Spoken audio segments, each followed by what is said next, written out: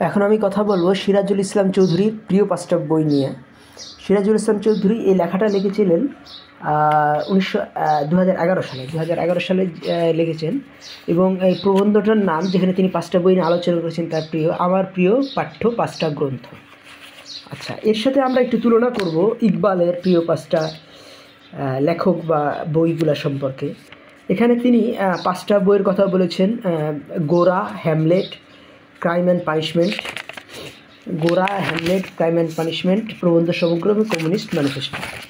তাহলে 5জন লেখকের নাম বলে নিই, তাহলে বুঝতে পারবেন এগুলো কাদের লেখা। রবীন্দ্রনাথ, শেক্সপিয়ার, দস্তয়েভস্কি, তারপরে বঙ্কিমচন্দ্র এবং মার্কস। তাহলে রবীন্দ্রনাথ, শেক্সপিয়ার,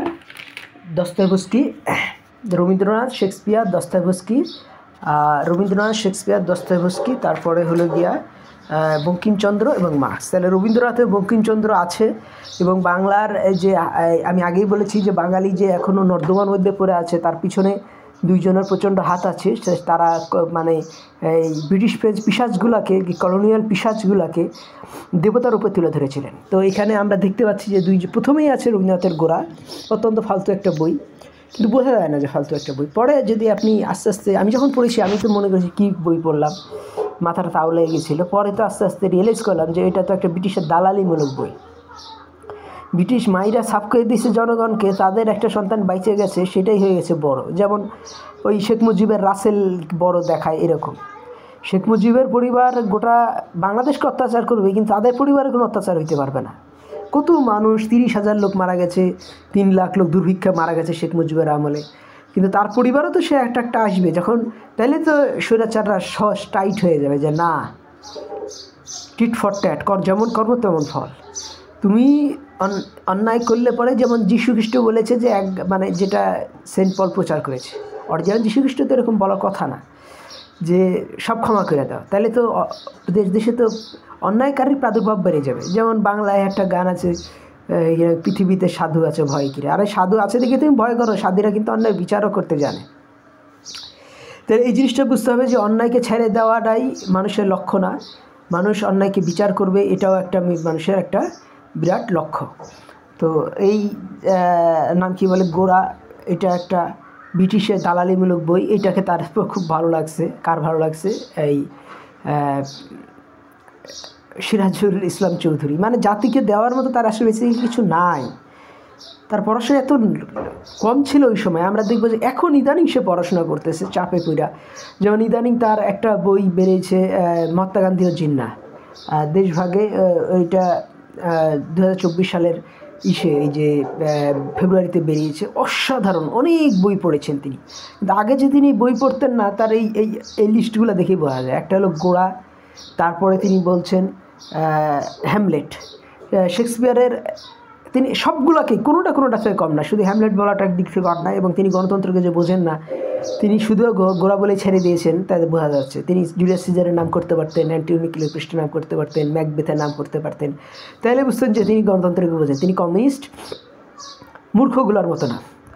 আচ্ছা, এই যুগে কিন্তু মূর্খরা কমিউনিস্ট বেশি হয়, কারণ এই যুগের ট্রেন্ড হলো, এক যুগের ট্রেন্ড ছিল ইসলাম। এই যুগে জ্ঞানীগুণীরা ইসলাম কে ভালোবাসে। যেমন জার্মানি শ্রেষ্ঠ জ্ঞানীকে, বা গোটা ইউরোপ বা গোটা পৃথিবী শ্রেষ্ঠ জ্ঞানী বলা হয় গেটেকে। তো তিনি কিন্তু শেষ জীবনে আইসা ইসলামের প্রশংসায় প্রায় 250 কবিতা লিখছেন। বইটার নামও বলে দিই, ওয়েস্ট অস্ট্রিচার ডিভান।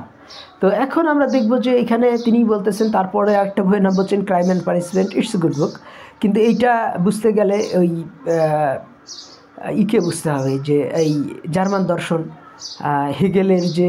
হেগেল এবং নিটশের প্রভাব ছিল প্রচণ্ডভাবে এই ক্রাইম অ্যান্ড পানিশমেন্টের উপরে। কিন্তু নিটশে তিনি বুঝেন না। নিটশের কোনো বই যদি আল্লাহ এর মধ্যে থাকতো, তাইলে তো বুঝতাম যে তিনি একজন জ্ঞানী মানুষ। শুধু মার্কস মানে তারপর আমি দেখবো যে কী ভয়ঙ্কর কথাবার্তা। তারপরে ভয়ঙ্কর আছে যে তারপরে অত্যন্ত ভয়ঙ্কর 2টা মতবাদ এবং পরস্পর বিরোধী। একটা হলো গিয়া তিনি বঙ্কিমচন্দ্রকে তার প্রিয় বলতেছেন, আরেকটা তিনি মার্কসিজমকে প্রিয় বলতেছেন। তো বঙ্কিমচন্দ্রের একটা প্রিয় বই আছে, সাম্য, পড়েছি, কিন্তু সাম্য বইটা তিনি প্রথম জীবনায়ত বিদ্রোহের ফলে তিনি লিখে ফেলেছেন। মার্কসিস্ট প্রোপাগান্ডামূলক একটা বই, এবং অত যুক্তিমূলক বইও না, যদিও যুক্তির ভান করা আছে। তো ওই সময় তার পড়াশোনা ছিল না। পরে তিনি যখন জার্মান দর্শন পড়তে শুরু করলেন, এই এরা কিন্তু প্রথম যুগের এই কলকাতার হিন্দুরা কিন্তু জার্মান দর্শন পড়তো, তারা নিটশের উদাহরণ দিতেন, ঠিক আছে। কিন্তু নিটশে যেমন নিজেকে শয়তান বলেছেন, এই এই ই কিন্তু শয়তান বলেন না, এই যে না কি বলে এই এই বঙ্কিমচন্দ্র শয়তান বলেন। বঙ্কিমচন্দ্র আর মার্কস কিন্তু টোটাল উল্টা। বঙ্কিমচন্দ্র একেবারে বর্ণবাদী, যে শূদ্র কারো শূদ্র থাকবে, আর চিরকাল ব্রাহ্মণ থাকবে, এই একটা যে এই বর্ণবাদী সিস্টেমকে তিনি সমর্থন করে গেছেন বঙ্কিমচন্দ্র চট্টোপাধ্যায়, এবং সেই সমর্থনে নিশ্চয়কেও তিনি ডেকেছেন। আর তিনি যে সাম্যর কথা বলেছেন, কিন্তু তিনি যে নিটশে কথাও বলেছেন সেটা কিন্তু এখানে উল্লেখ নাই, কারণ তিনি এই যে সিরাজুল ইসলাম চৌধুরী নিজেও নিশ্চয় পড়েন নাই। তাহলে এখানে আমরা দেখব যে 5টা বইকে কী নাম করেছে। 5টা বই খুবই অর্ডিনারি, মানে তার মধ্যে কোনো হাই স্ট্যান্ডার্ড নাই। কিন্তু যদি আমরা ইকবালের 5টা বই তুলনা করি তাহলে বুঝতে পারবেন যে ওই উত্তর ভারতের ওরা কেন ঋষি সুনাক হয়, পাঞ্জাবিরা কেন ঋষি সুনাক হয়, ইকবালের পাঞ্জাবের লোকেরা কেন ঋষি সুনাক হয়, কেন সাদিক খান হয়, কেন লন্ডনের মেয়র হয়, কেন ইংল্যান্ডের প্রধানমন্ত্রী হয়, আর আমরা কেন হইতে পারি না। এই বলেছেন যে 5টা বইকে খুব নাম করা বলেছিলেন, তার জীবনে প্রভাব আছে। সেটা হলো হেগেল, গেটে, গালিব। তিনি কিন্তু একটা বইয়ের নাম হেগেলের সম্পূর্ণটার ই করছেন, কারণ তিনি জানছেন যে ওই শুধু অল্প দেওয়া কাজ হয় না, কুছ হাত নেই আতে বে আহে শাহের গাই, হ্যাঁ, আত্মার হো রুমি হো, তুমি রাত না জাগলে তুমি এগুলো বুঝতে পারবে না। কাজে একটা বই বেলা পাশ কাটানোর কোনো স্কোপ দেননি। কে দেননি? এই হলো গিয়া আমাদের ইকবাল। তো ইকবাল বলছেন 5টা বই 5 জনের নাম করছেন, একটা হলো হেগেল, গেটে, গালিব, ওয়ার্ডসওয়ার্থ, বেরি। তাহলে হেগেল হলো পৃথিবীর একমাত্র, গোটা পৃথিবীর একমাত্র দর্শনের যিনি সমগ্র এনসাইক্লোপিডিয়া। এবং হেগেল শুধু একটা জিনিস বাদ দিয়েছেন, ইসলামের আলোচনা, সেটা আবার গেটে করেছেন। এই জন্য হেগেল গেটে একসাথে করেছেন। এবং গেটে কি ইউরোপের শ্রেষ্ঠ জ্ঞানী বলি, জার্মানির শ্রেষ্ঠ জ্ঞানী বলি, পৃথিবীর শ্রেষ্ঠ জ্ঞানী বলি। ম্যাথিউ আর্নল্ড তাকে বলেছেন যে এই নাম কি বলে, physician of the iron age, এই লৌহ যুগের তিনি ডাক্তার। এই ডাক্তার সাহেবের তিনি পছন্দ করেছেন হেগেল, গেটে। গালিব হলো মির্জা গালিব, তিনি হলেন গিয়া ভারতের সবচেয়ে জনপ্রিয় কবি। তারপর বেদিলও হলো গিয়া এই ইসের গালিব, নাম কি বলে, গালিবের গুরুকে বলা হয় বেদিলকে, এবং এই বেদিলের কাছ থেকেই তিনি তার স্টাইলগুলো শিখেছিলেন গালিব। আর ওয়ার্ডসওয়ার্থ, সেই যে ওয়ার্ডসওয়ার্থ যে অসাধারণ যে লেখাগুলা, তো ওয়ার্ডসওয়ার্থের কোনো বইয়ের কিন্তু এই না 5টার মধ্যে নাই। তো কাজে এই যে 5টা এই বইয়ের নাম করেছেন, এই তার ব্যাখ্যাও দিয়েছেন কেন তিনি পছন্দ, তাহলে এই যে বোঝা যায় কতখানি কুয়ার ব্যাগ আমাদের সিরাজুল ইসলাম চৌধুরী। কিন্তু এটা মূলত এটা 2011 সালে লেখা। এরপরে কিন্তু তিনি আরও অনেক চমৎকার বই লিখেছেন, যেমন একটা বইয়ের নাম করলে মানে মনে হবে যে সোনা দিয়ে হাত বাঁধাই দেওয়া উচিত এই লোকের, সেটা হলো গিয়া, বা তাকে ফুলের মালা দেওয়া উচিত, একটা পুরস্কার দেওয়া উচিত, সেটা হলো গিয়া, বইটার নাম হলো গিয়া এই নাম কি বলে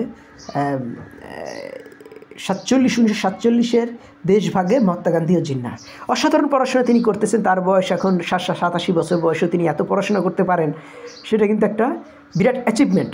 তো কাজেই তিনি আগে যা করেছেন, এখন ইদানিং তিনি আবার নতুন করে 5টা ভালো বই পড়বেন, ভালো বইয়ের নাম দিবেন, যেগুলো এরকম সাদামাটা বায়াসড 5টা বই। যেমন এখানে মার্কস থাকলে এবারে নিশ্চয়ই একটা বই থাকা উচিত ছিল, যেটা এখানে নাই। তারপরে কান্টের একটা বই থাকা উচিত ছিল, যে পৃথিবীর সেরা হলো জার্মানি, আর জার্মানিকে জাগিয়ে তুলেছিলেন কান্ট, বা গেটে দুইজনের একজনের একটা বই অ্যাটলিস্ট থাকা উচিত ছিল বলে আমি মনে করি।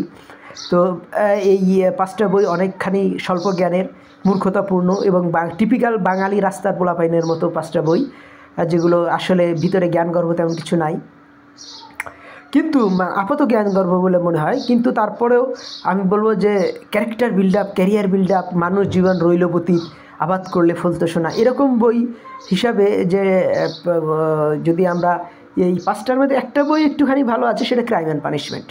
হ্যাঁ, এই 5টা বইয়ের এখন এই জিনিসটা মানে সবাই যদি পড়ে বইগুলা, যে আমি যদি বলি তা বলে হেগেল, গেটে, গালিব, ওয়ার্ডসওয়ার্থ, বেদিল, এদের সঙ্গেও পড়া যেতে পারে নিটশে, ফিকটে, তারপরে শোপেনহাওয়ার, তারপরে এই আরও হলো গিয়া এমারসনের বইগুলো পড়তে হবে, এবং তার সঙ্গে পড়তে হবে বার্কসনের বইগুলো পড়তে হবে এবং তার সাথে পড়তে হবে এই ইকবাল, তারপরে জর্জ বার্নার্ড শ, তারপরে মার্ক টোয়েইন। আমার কথাগুলি ভালো লাগলে আমার চ্যানেলটি সাবস্ক্রাইব করুন, লাইক বাটন ক্লিক করুন। ধন্যবাদ।